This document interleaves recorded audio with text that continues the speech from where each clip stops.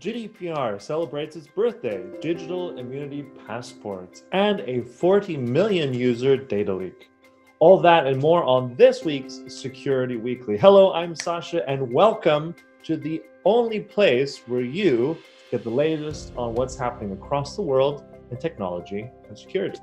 This week is Birthday Week. On May 25th, the EU's landmark data protection and privacy regulation, GDPR, turns 2 years old. Back in 2018, it ushered in a new era of unifying data protection laws across the European Union.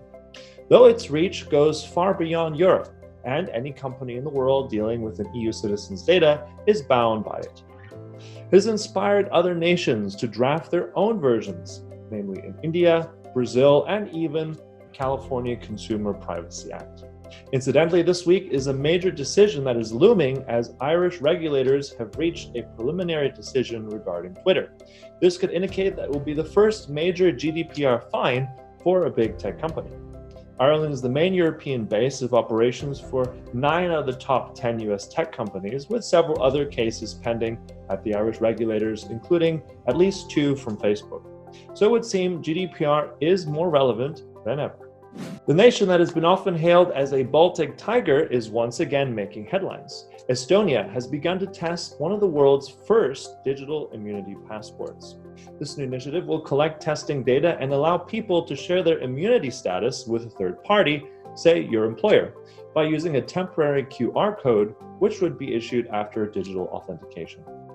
It's all aimed to quell fears and help foster a safer return to the workplace following the COVID-19 lockdowns. The digital passport is already being tested by Radisson Hotels and a food producer, PR Foods.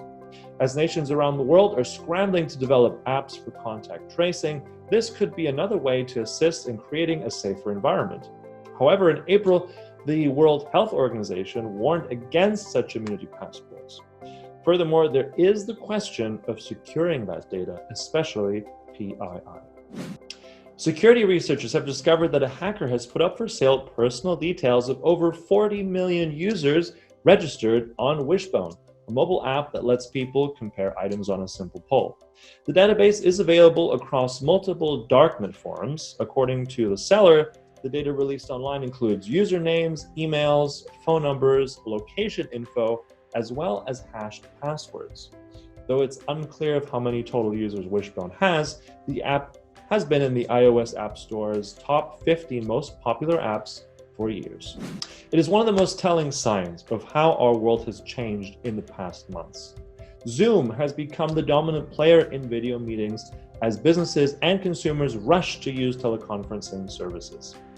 Zoom has even outperformed and overshadowed larger companies such as Microsoft and Google.